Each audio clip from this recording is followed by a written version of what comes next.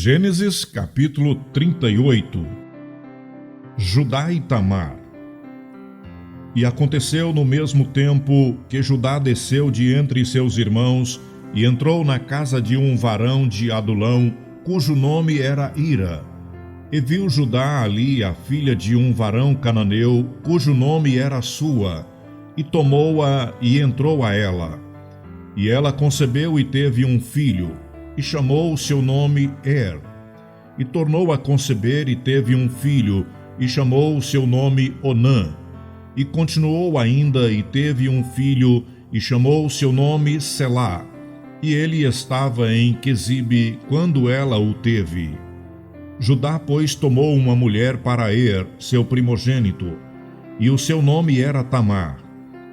Porém, o primogênito de Judá, era mau aos olhos do Senhor, pelo que o Senhor o matou. Então disse Judá a Onã: Entra à mulher de teu irmão e casa-te com ela, e suscita semente a teu irmão. Onã, porém, soube que esta semente não havia de ser para ele. E aconteceu que, quando entrava à mulher de seu irmão, derramava-a na terra, para não dar semente a seu irmão. E o que fazia era mal aos olhos do Senhor, pelo que também o matou. Então disse Judá a Tamar, sua nora: Fica-te viúva na casa de teu pai, até que Selá, meu filho, seja grande, porquanto disse, para que porventura não morra também este, como seus irmãos. Assim se foi Tamar e ficou na casa de seu pai. Passando-se, pois, muitos dias, morreu a filha de Sua, mulher de Judá, e depois se consolou Judá e subiu aos tosquiadores das suas ovelhas em Tímina, ele e Ira seu amigo, o Adulamita. E deram aviso a Tamar, dizendo: Eis que teu sogro sobe a Tímina a tosquiar suas ovelhas. Então ela tirou de sobre si os vestidos da sua viuvez e cobriu-se com o véu e disfarçou-se e assentou-se à entrada das duas fontes que estão no caminho de Tímina, porque via que Selá já era grande e ela não lhe fora dada por mulher. E vendo-a Judá, teve-a por uma prostituta, porque ela havia coberto o seu rosto. E dirigiu-se para ela no caminho e disse: Vem, peço-te, deixa-me entrar a ti, porquanto não sabia que era sua nora. E ela disse: Que darás para que entres a mim? E ele disse: Eu te enviarei um cabrito do rebanho.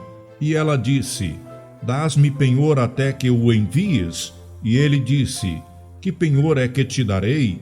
E ela disse: O teu selo e o teu lenço e o teu cajado que está em tua mão. O que ele lhe deu, e entrou a ela. E ela concebeu dele. E ela levantou-se e se foi, e tirou de si o seu véu, e vestiu os vestidos da sua viuvez. E Judá enviou o cabrito por mão do seu amigo, o Adulamita, para tomar o penhor da mão da mulher, porém não a achou. E perguntou aos homens daquele lugar, dizendo: Onde está a prostituta que estava no caminho, junto às duas fontes? E disseram: Aqui não esteve prostituta alguma. E voltou a Judá e disse: Não a achei. E também disseram os homens daquele lugar: Aqui não esteve prostituta. Então disse Judá: Tome-o ela, para que porventura não venhamos a cair em desprezo. Eis que tenho enviado este cabrito, mas tu não a achaste. E aconteceu que quase 3 meses depois deram aviso a Judá, dizendo: Tamar, tua nora, adulterou, e eis que está pejada do adultério. Então disse Judá: Tirai-a fora para que seja queimada. E tirando-a fora, ela mandou dizer a seu sogro: Do varão de quem são estas coisas eu concebi. E ela disse mais: Conhece, peço-te, de quem é este selo, e estes lenços, e este cajado. E conheceu-os Judá e disse: Mais justa é ela do que eu, portanto não a tenho dado a Selá, meu filho, e nunca mais a conheceu. E aconteceu ao tempo de dar à luz que havia gêmeos em seu ventre.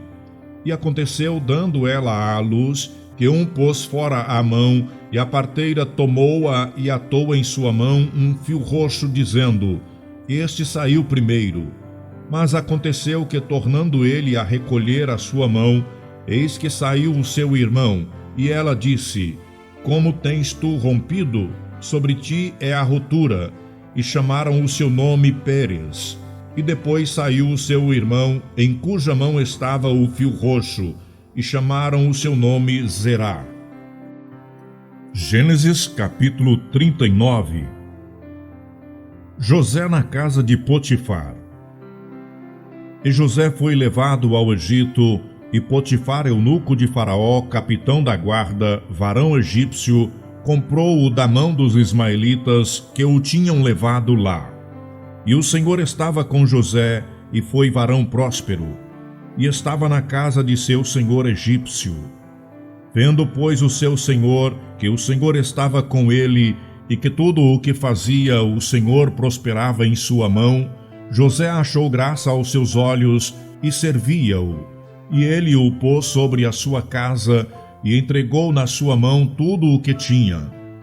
E aconteceu que depois que o puseram sobre a sua casa e sobre tudo o que tinha, o Senhor abençoou a casa do egípcio por amor de José. E a bênção do Senhor foi sobre tudo o que tinha na casa e no campo. E deixou tudo o que tinha na mão de José, de maneira que de nada sabia do que estava com ele, a não ser do pão que comia. E José era formoso de parecer e formoso à vista. E aconteceu depois destas coisas, que a mulher de seu senhor pôs os seus olhos em José e disse: Deita-te comigo.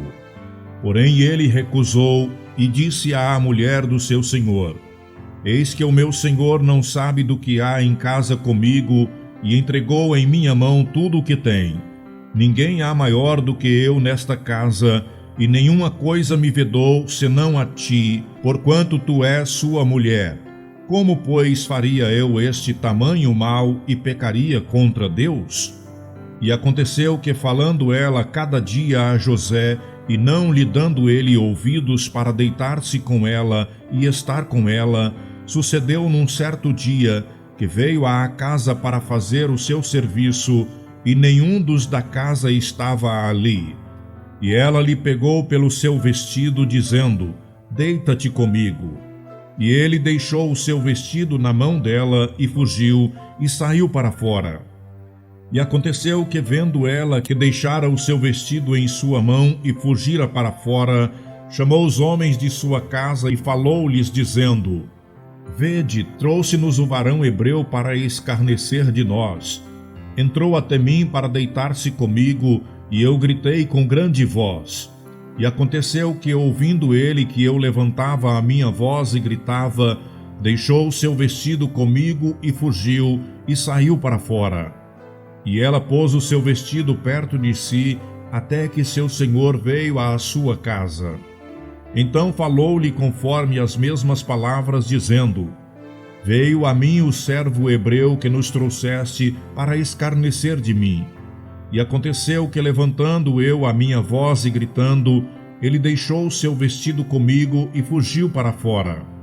E aconteceu que, ouvindo o seu senhor as palavras de sua mulher, que lhe falava dizendo: Conforme estas mesmas palavras me fez teu servo, a sua ira se acendeu. E o senhor de José o tomou e o entregou na casa do cárcere, no lugar onde os presos do rei estavam presos. Assim esteve ali na casa do cárcere.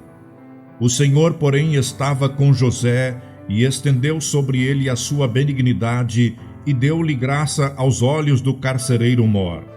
E o carcereiro mor entregou na mão de José todos os presos que estavam na casa do cárcere, e ele fazia tudo o que se fazia ali.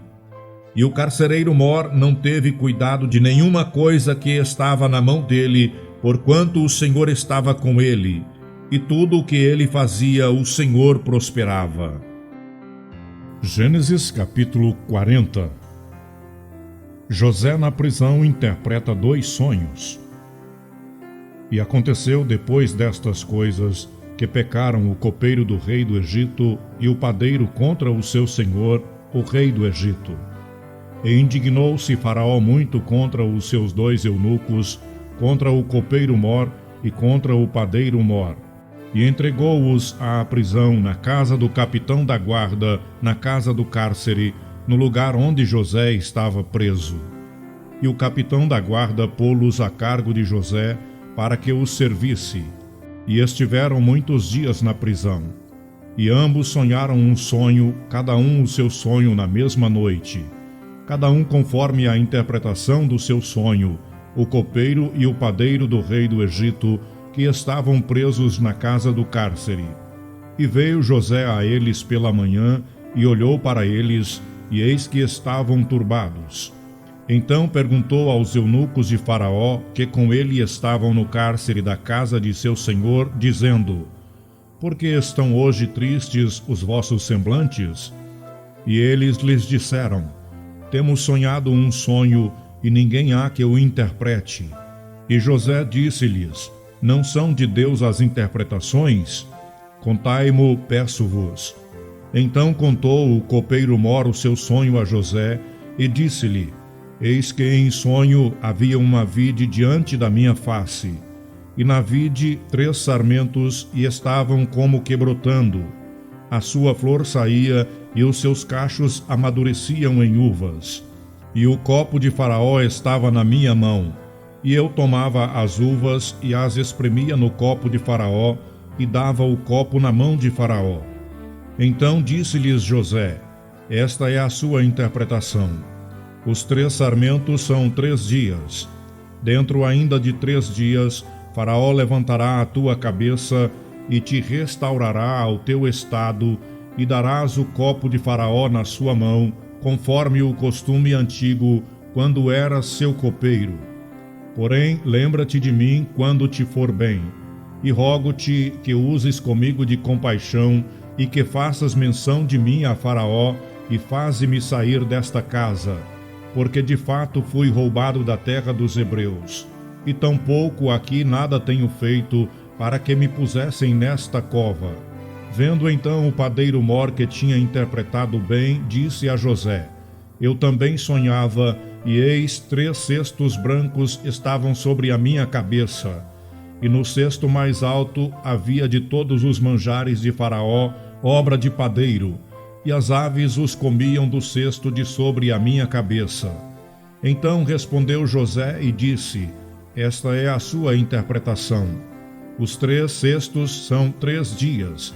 Dentro ainda de 3 dias, Faraó levantará a tua cabeça sobre ti, e te pendurará num pau, e as aves comerão a tua carne de sobre ti. E aconteceu ao 3º dia, o dia do nascimento de Faraó, que fez um banquete a todos os seus servos, e levantou a cabeça do copeiro Mor e a cabeça do padeiro Mor no meio dos seus servos, e fez tornar o copeiro Mor ao seu ofício de copeiro, e este deu o copo na mão de Faraó, mas ao padeiro Mor enforcou como José havia interpretado. O copeiro Mor, porém, não se lembrou de José, antes esqueceu-se dele.